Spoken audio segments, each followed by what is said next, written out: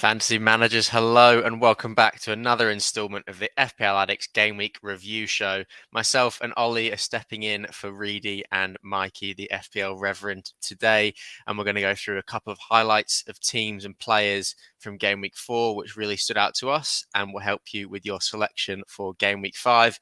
And obviously, with the short turnaround, the first set of midweek games in the Premier League this season, we're hoping that you guys enjoy this one. But Ollie, how you doing, mate? I'm very, very well, mate. How are you?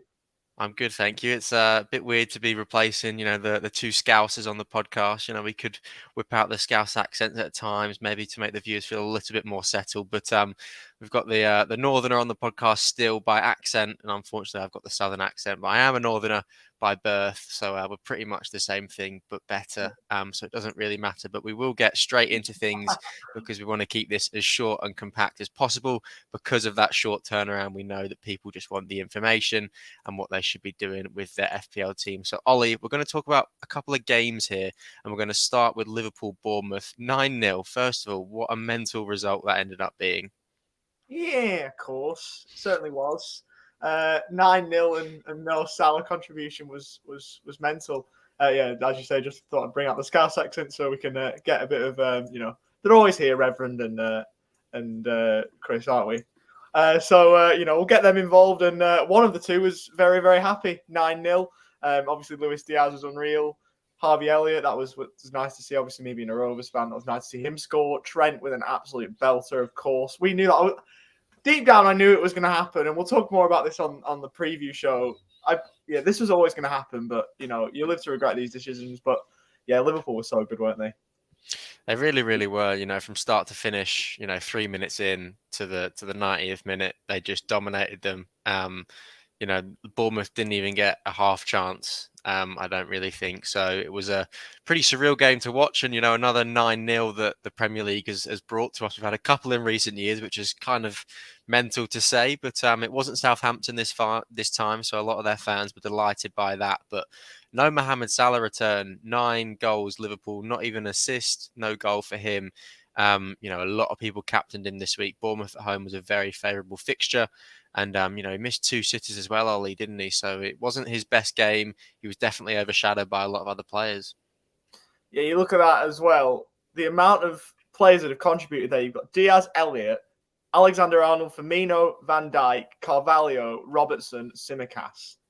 There's a lot of names there, and you're just so used to seeing, even, when Liverpool win 1 or 2-0, Salah's always there. They win 9, and he's not involved on the score sheet. It's crazy, but yeah, it's not looking good for Bournemouth, is it? They had a win early in the year against Villa, who themselves look pretty awful.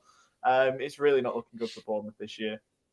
Yeah, I think they must have peaked at game week 1, and it's just going to be all downhill from there. I love the little bit of Jurgen Klopp giving Scott Parker a hug on like the 85th minute, and he was just sort of saying, what are you meant to do against these lot, because they absolutely dominated them. But yeah, no Salah return this week, unfortunately. It's a bit similar to the Havertz one last year, I think, when they played Norwich. Chelsea scored 7, and there was absolutely nothing that Kai Havertz did. So it's just one of those freak things in FPL where it just happens, and there's nothing that you can really do about it. We were obviously watching 9 of the goals fly in and absolutely nothing from Salah, which was a shame to see. But, the likes of Harvey Elliott and Carvalho getting their first goals for the club was nice to see, and definitely one to watch FPL wise as well, with Harvey Elliott being that cheap enabler midfielder price if he's going to be getting minutes now with a couple of injuries. We've got to talk about Trent Alexander-Arnold, though, Ollie, and Andy Robertson. And I know you're not going to want to talk about Trent too much. I had both of them in my side. I've held them for 4 game weeks, finally waiting for a return, and they did in abundance this week for me. They look back to their best, I think, and this was the Liverpool, much similar to Liverpool. They look back to their best, and I think when the team play well, it really just helps Robertson and Trent, because it gives them that license to go forward and get the crosses into the box, and they were just doing that all day long, hence their return. So they were really, really good. Their best performances of the year in this game. Would you agree? Yeah, because they've not really done anything else leading up to this point. They've had Fulham, Crystal Palace and United games that they all go in favourites for, and they've, faltered in all 3. And they come up against Bournemouth, and you're just thinking, are they going to make it 4? Is it going to be one of those where they just have a bad day at the office and Bournemouth potentially, maybe hold them to a 1 or 2-0? But no, they were ruthless. They were wonderful, and like you said, they were both back to their best. The amount of crosses they put in was unreal. And Trent and Robertson, you'd say in their position, top 3 in the world, I think. So when they get started and get going, they're very, very hard to stop. And it's from just from a football point of view, away from FPL. For Liverpool, it's good for them to see that they can attack from both sides. They can go left and right, which in an FPL sense, helps out for everybody else because all the attackers in the middle are just getting crosses put onto them, put on a platter for them, a number amount of times a game. So yeah, Liverpool do look back to their best. It is only Bournemouth, but then again, 9-0's 9-0, a 9-0 win in the Premier League, no matter if it's Bournemouth or not, is still absolutely crazy. Yeah, it certainly is. And, Bournemouth, we spoke about it on the podcast last week. There's a couple of favourable fixtures, I think, this season. But, if your team with the assets in your team, have got Bournemouth at home, I think that's probably one of the best fixtures that you're going to get. And Liverpool really showed that this week. You were saying Fulham at home is quite a favourable one, but Bournemouth away at Anfield this week just absolutely crumbled. A lot of their players just didn't look up to it, and they really weren't up for the fight. So I think Bournemouth at home is definitely, sort of the Norwich of this season. If you say, last season, if a team had Norwich at home, you're thinking, I want their assets in my team. I think if they've got Bournemouth at home this week or even Bournemouth away, you should definitely be going for that team's assets. And Liverpool really just showed why that was the fact this week. But it has been up and down, as you say, Ollie, because, they obviously beat Villa in game week 1. Not a lot of people expected that. So it's been a very interesting start to the Premier League this season. There's been a lot of upsets so far. So it is difficult to predict. So, in a couple of game weeks' time, we could be saying, is it really the case for Bournemouth? They could, bounce back and find their feet. So it really is anyone's guess at this point. But Luis Diaz was a player that you had, the Colombian Luis Diaz, as Chazza Roberts would call him. He obviously managed to show what he's all about. 2 headed goals this week for him. So that really just shows, his versatility, one from a corner, one from a cross in. So he's looking fairly essential at the minute for managers, isn't he, at that 8 million price point? Yeah, Chaz would call him the Brazilian Luis Diaz. He wouldn't actually call him by his actual nationality, but he looked good, didn't he? 3 minutes in, I remember, we were on a call watching the game, and I was thinking 3rd minute in, Diaz has scored. I'm thinking, I'm on for a great week here. And then it all kind of just crumbled when, because I was just saying the whole time, I just want Bournemouth just to grab a goal, even if they get beat 5 or 6-1.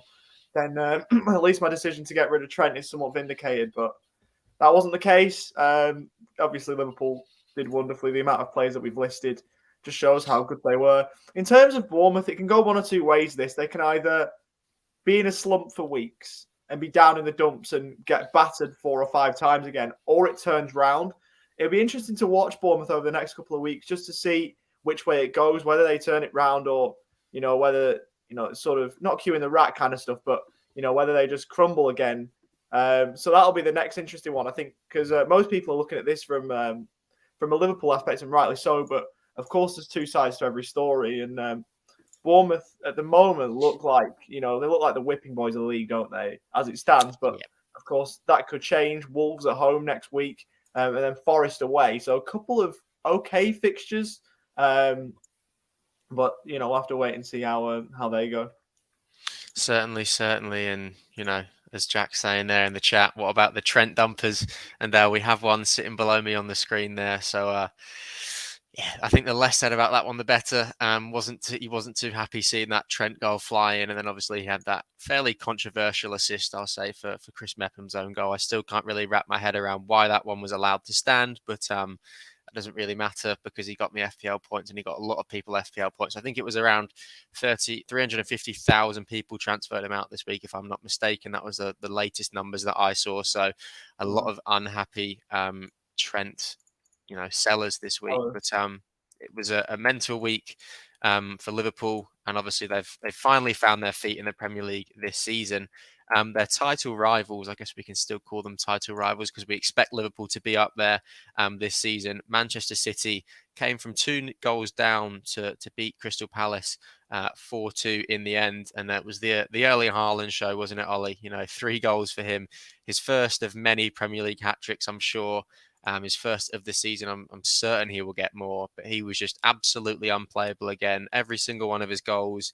The second one, right place, right time. Took his first one, headed beautifully, and his third one, you just cannot keep up with him. He's got the pace, he's got the strength, shrugs off the defender and just manages to slot it in bottom left. So he is just an absolute machine.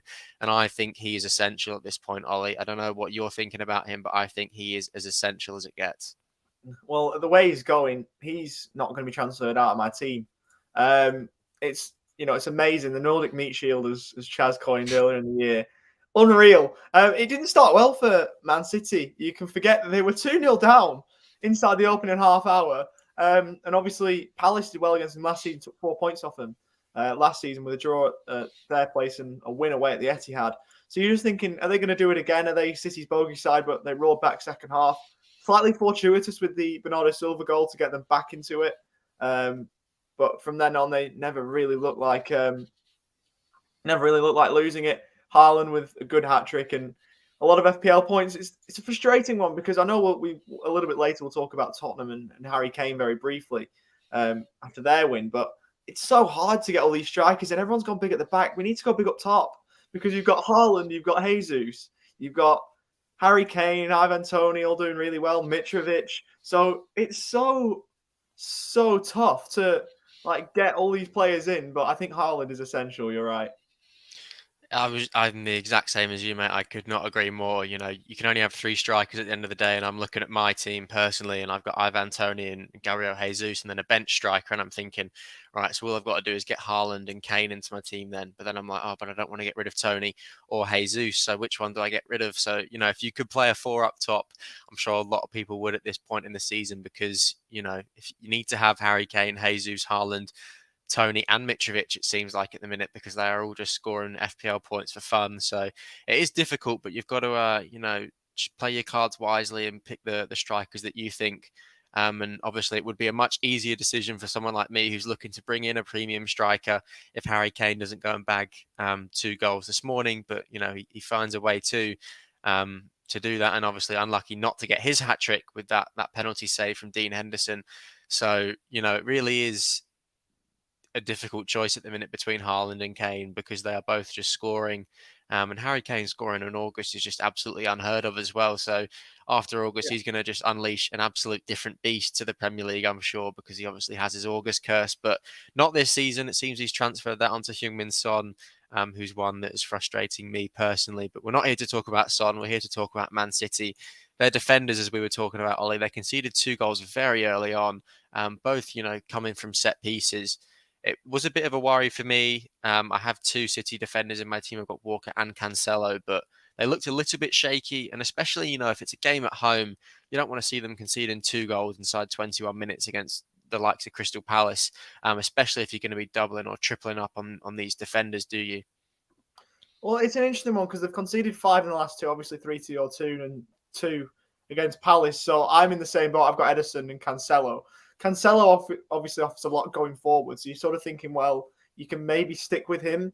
Having Ederson, though, 5.5, conceding 5 in 2 games, especially even though they've taken 4 points from those games, it's interesting because you're thinking you've got these 4.5 keepers. You've got, David Raya, Davinson Sanchez around those price points. Edouard Mendy's at 5, who a lot of people have gone with. You've got, even Burger King's favourite, Nick Pope, is there. If you want to have a go at him, I don't know. I don't know what you fancy. But, you're just thinking, is Ederson too much? You've got the double Leicester goalkeepers that a lot of people that have also had in their team. So maybe Ederson's slightly too much. Although if you've got a defender, if you've got someone like Cancelo, I think you'd hold him. But, after my Trent debacle, take anything I say with caution. He'll probably go and concede another 5 now. Yeah, and obviously, the fixtures that they've got coming up, they've got Nottingham Forest, and then they've got Villa, then Tottenham, then Wolves, then Man United. So favourable fixtures for the next 2 weeks, and then you're looking at Tottenham, Wolves, and Man United, who are definitely all capable opposition against Man City. So it really is anyone's guess. We've got a live comment from Jack here, Ollie, and it brings me on to my next point perfectly. He said he's made his move already. Haaland in for Kane, even after his haul. Do you reckon that's a good move? But the thing that we want to talk about is Pep Roulette and, the possibility that, with the games in quick succession, is Haaland potentially going to get benched this week? Is De Bruyne going to get benched this week? Are we going to see some chopping and changing of teams, even before the Champions League's even started?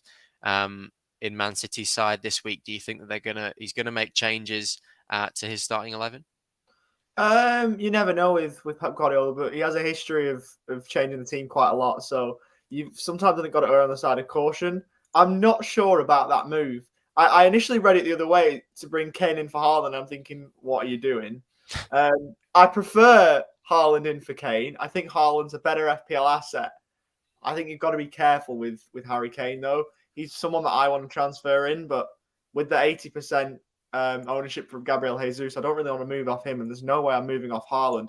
So I suppose, but it's tough to transfer someone in off a double, and probably should have had a hat trick if not for a very good penalty save. So it's a really interesting one. I don't really want to make much comment. I would just want to see how it goes for the next couple of weeks to see if it works out. Obviously, you'd like both of them, but as we've already alluded to, it's tough to get them both in.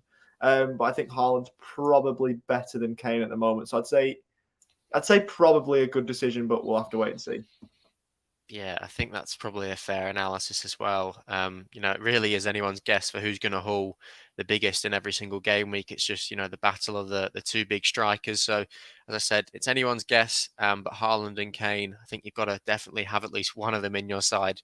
And if you can manage to fit both of them into your team and then have a Gabriel Jesus or an Ivan Toney up top, then you probably don't have Salah in your team, but I'm sure it probably looks good elsewhere because, there's all these premium assets. We talk so much about, having one or two premiums in your team, but it just looks like you've got to go big with these strikers and obviously the midfielders as well. So it's difficult. We only get 100 million budget and there's already been a lot of price drops and a couple of price rises this season already. So my team value is rapidly deteriorating as we speak, and hopefully it can manage to find its way back up there. But obviously City versus Palace was a brilliant fixture this week. Another sort of comeback for Man City as well. That's the second for them in 2 weeks. But as you said, Ollie, a little bit worrying considering they have conceded 5 to Newcastle and Palace in the past 2 weeks. Chelsea, worrying that they conceded to Leicester City at home, especially for a Chelsea double defence owner like me. I've got Mendy and Cucurella.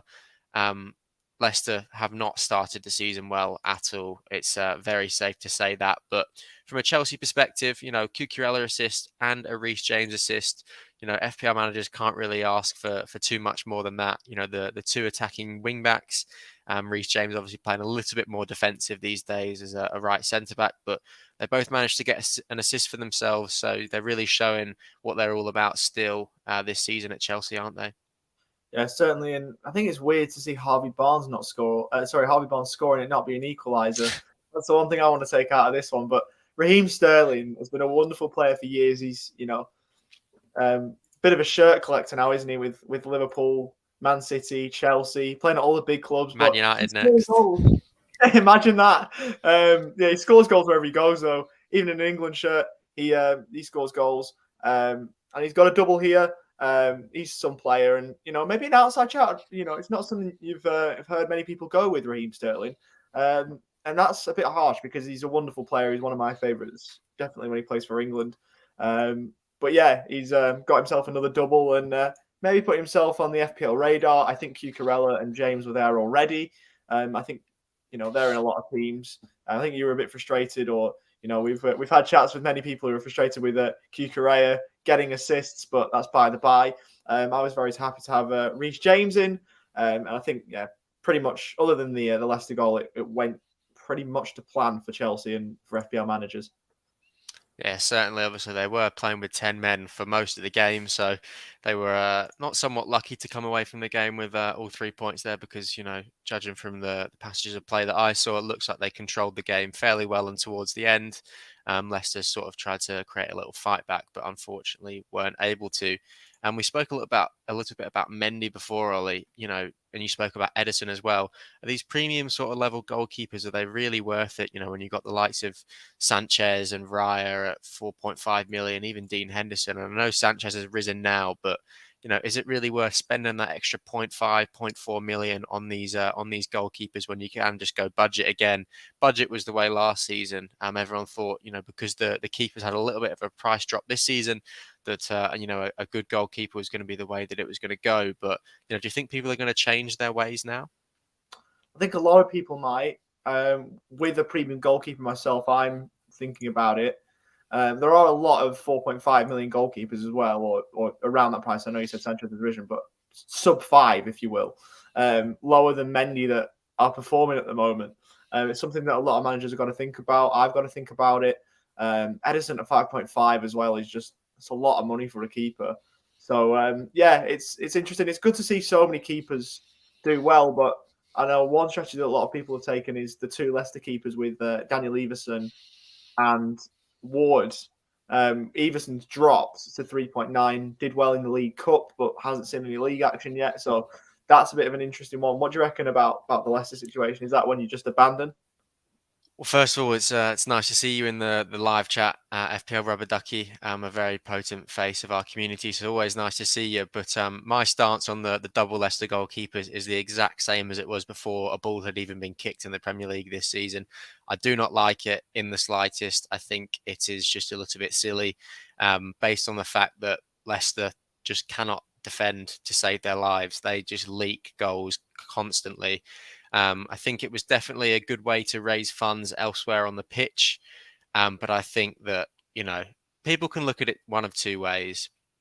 You can look at it as going, goalkeepers don't often get you points anyway. It takes 1 goal and their week's ruined. So you might as well just go cheap and hope for the best. But, it's 4 game weeks in now and Leicester have conceded a handful of goals. They haven't kept a clean sheet all season.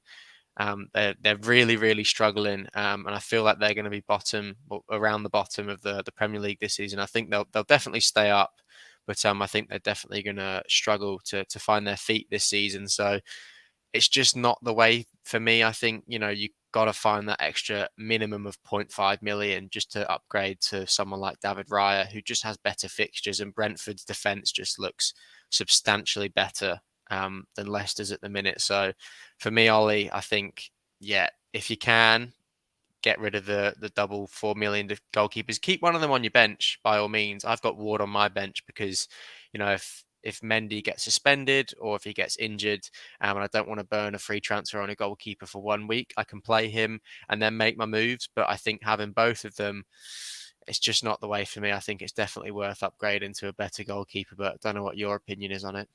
Yeah, I've messed around my team a little bit and looking to, potentially play a wild card in a couple of weeks. And I had a look at the double Leicester. I don't really like it either, but it's something that I might have to do if I'm desperate. I don't really want to do it, but yeah, I think Leicester are too shaky at the back. They're too porous. There's no sort of cohesion. It doesn't look like with Leicester's defenses we've seen in previous years. Casper Schmeichel's obviously been there a very long time and now gone. So I don't like Leicester's defense. I think they'll be in a little bit of trouble this season, I reckon. Yeah, I definitely think they're going to find themselves around the bottom of the league. Again, don't think they'll get relegated. Wouldn't put it past them because they are on a bit of a slump of form. Depends, they're the only team in Europe to have not made a signing this summer. And, there's heavy rumours with a lot of their players links away. Wesley Fofana looks like his move to Chelsea is pretty much all but done. James Maddison's been linked with moves away constantly. Same with Yuri Tielemans. So, it's not looking good for Brendan Rodgers' side, but we'll just have to see how they do this season. And it's a shame because, the past couple of years, Leicester have had some brilliant FPL assets, Harvey Barnes, Timothy Castagna, Ricardo Pereira, if you're even going back 2 or 3 seasons now, and Jamie Vardy obviously scores goals for fun, but they're just struggling to find their feet this season. And it's not exactly showing promising signs of things to change. So we'll just have to see how that one goes. But they are the 3 games that we've sort of highlighted from this week. We've got a couple of assets that we just want to talk about quickly. We've highlighted 2. The first one that I want to talk about, Ollie, is Pascal Gross. And if you had told me at the start of the season that we'd be talking about Pascal Gross as an asset that you should be having in your team by game week 4, I would have called you an idiot because Brighton, they don't like to score too many goals, but Pascal Gross is just on absolute fire so far this season. He's the second highest scoring midfielder, only behind Rodrigo at Leeds. So 2 absolute shockers this season, being the highest point scorers in midfield so far. Gross has got 35 points so far this season, which is just Wow. absolutely mental. It is. And of course, I went with Rodrigo this week. Of course, I went with the wrong one of the 2. But no, he's been brilliant, hasn't he? He's been wonderful. His double against United was wonderful, even though United are United. Or this year at least. Like, it's a brilliant goal, brilliant double, and a brilliant start to the season for him. When he first moved to the Premier League, I think a few people went with him as a bit of an outside shout, and we're sort of returning to that a little bit. I don't mind it. He's doing really well, and hopefully he keeps the form up. Yeah, I think for me this week, I will be bringing him in. I've already spoken to you off air, but I think I'm going to be taking a hit and making 2 free transfers, and he will be one of my midfielders for the next couple of game weeks because I do plan to wild card. So, if he does well for me in the next couple of weeks, then that's great. If he doesn't, then he'll just be wild carded out of my team, and that'll be it. But yeah, he's really, really surprised me so far. He's been a really good asset for Brighton so far. So he's definitely one to keep your eye on. In and around that price point as well, you can't really do too much better for 5.8 million. Obviously, Rodrigo, I think, is 6.5 now. So, 5.8 million for Pascal Gross. He's an FPL manager's dream at the minute. And Brighton have got some really nice fixtures, especially in their next 4. They've got Fulham away, Leicester at home, Bournemouth away, then Crystal Palace at home. So 4 very, competent fixtures for Brighton to do something from, and definitely for Pascal Gross to get a return from. The second asset that we're going to talk about, Ollie, is Ivan Perisic, and he's a man that I have not had in my team all season. I think you've got him in your team now, you were saying, and obviously in the past 2 weeks, he's really shown what he's all about. So he's one that I think we're going to be seeing a lot of people transferring in this week. Yeah, he's coming to my team. I transferred him in this morning for Zinchenko after the price fall, which was frustrating, but it is what it is. I think Perisic is looking really good, playing quite high up the pitch for someone labelled as a defender in FPL. So I think all systems go on that one. I really like the transfer. Plays for a decent team, decent defence, gets forward, and obviously has got an assist earlier on the season. And so you look at it and you go, is he one you can look at? And I'd certainly say that he is. He definitely is. Obviously got that assist and the clean sheet against Wolves, and then the clean sheet this morning against Nottingham Forest as well. So he looks to be doing the goods for Spurs and for FPL managers at the minute. Playing as a wing back, but down as a defender. So he's going to get you the extra points for a goal. So we'll see him, put one in the back of the net at some point soon. Speaking of Spurs, Ollie, they're a team that have impressed so far at the start of the season. I would say they definitely look like a fairly ruthless side under Antonio Conte. The players that they've brought in, like Perisic, have definitely strengthened their team. We saw, another one of the signings for Richarlison get absolutely cropped this morning, which was absolutely brilliant to see. Had to fit that one in somewhere. But Harry Kane on fire, as we said in August, which is fairly unheard of for him. So, Spurs, are they just going to continue to keep going up and up, do you think? I reckon so. They've got a lot of options. Obviously, Son hasn't been his best this year, but outside of that, Kane, Kulusevski, Perisic have all been unreal. And so, yeah, I think there's a lot of assets to look at from a Tottenham point of view. Yeah, I would definitely agree with you there. And then the second team that we've highlighted is Manchester United. And, all it takes is 2 game weeks. And then, you're starting talking about bringing in all these Man United assets into your team. 2 wins on the bounce for them, 1 against Liverpool, 1 against Southampton. And, is it time, Ollie, to start trusting the Man United assets a little bit more? Potentially, Diogo Dalot got himself an assist, and he's one that, he's quite cheap, cut price. Could have a look at him as a potential differential. Clean sheet and an assist at the weekend. Jadon Sancho, Marcus Rashford potentially as options. So, yeah, there are a few options there. Exercise with caution, but you've got to think about them, I think, now. Yeah, and obviously Anthony, the big signing, who's going to be arriving in the next couple of days, as well, is going to be absolutely huge for them. I think not too sure how he's going to fit into the whole, grand scheme of it in the system, but we'll just have to wait and see with that one. But he's certainly an exciting player. He's absolutely lit it up on fire in the Champions League. I think there was a game where he assisted 3 or 4 last season. I think it was away to Sporting. So he's definitely one to keep an eye on. He's worked with Ten Hag before. Obviously, so is Martinez, the new centre back. So they're doing a little bit of a raid of Ajax, aren't they, Ollie? They're taking all the players. Ten Hag saying, "Come back with me to Manchester. Follow me." Yeah, and they haven't managed to get De Jong over the line, which was obviously he was there at one point. So they can't completely complete the Ajax reunion, but they've got a few in the door. Obviously with Van der Beek as well. They're building a mini Ajax. So, yeah, it's certainly interesting to see that they've done that, but it makes sense, obviously, with Ten Hag being the gaffer at United now. Yeah, it certainly does. And yeah, as you said, exercise with caution with the Man United assets because no one's really sure.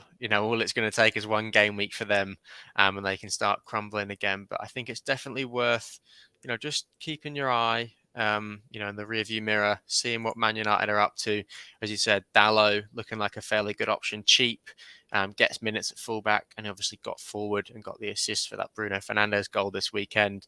So it really is anybody's guess at the minute. But Ollie, that's going to wrap us up for today. This has been your Game Week review show. Just before we finish up, I want to give a quick mention to the upcoming Champions League fantasy leagues that we are going to be running. Spoke about the Champions League a little bit today on stream, but if you're loving FPL, you'll absolutely love the Champions League fantasy. We said it with last season and with the Euro fantasy, and there'll be the World Cup as well. So it's a great way, first of all, to find your feet and figure out how the UEFA fantasies really work for the upcoming World Cup one at the end of this year. But it's also a brilliant competition to get involved with all the biggest football stars from around the world. That's obviously why there's no Man United players in there or any Arsenal players. But it's a really good thing to get involved with, and it's obviously only 9 days away now, so you've got to get your teams in fairly quickly. But if you want to get involved, our free mini league and our members league for cash prize will be there if you look at the link tree in the description down below. We ran it last season. It was great fun. And we can't wait to get it running again for this season. So, Ollie, do you have any final words of wisdom as we close the book on Game Week 4 and enter a new chapter of Game Week 5? Never sell Trent Alexander-Arnold in FPL. There's my words of wisdom. Good luck for Game There Week we 5. go. Bournemouth at home is all you need to say, and Ollie will start crying. He's already done by Game Week 4, but you ended up having a good week, so it doesn't really matter. But I think the you average. I wouldn't call that good. definitely learned your lesson at this point, haven't you? It was better than me, so that you can call it a good week because you did better than me. But you'll have to find out how we did on the stream tomorrow night, same time, same bat channel, on the FPL Addicts social pages and YouTube. So keep an eye out for that one. For the Game Week 5 preview show, we'll go into a lot more depth on our teams and how we ended up going, and a better look at certain assets that you should be targeting for Game Week 5. But until then, take care, stay safe, and may all your FPL dreams come true in Game Week 5 if I don't speak to you before then. But enjoy. Bye for now.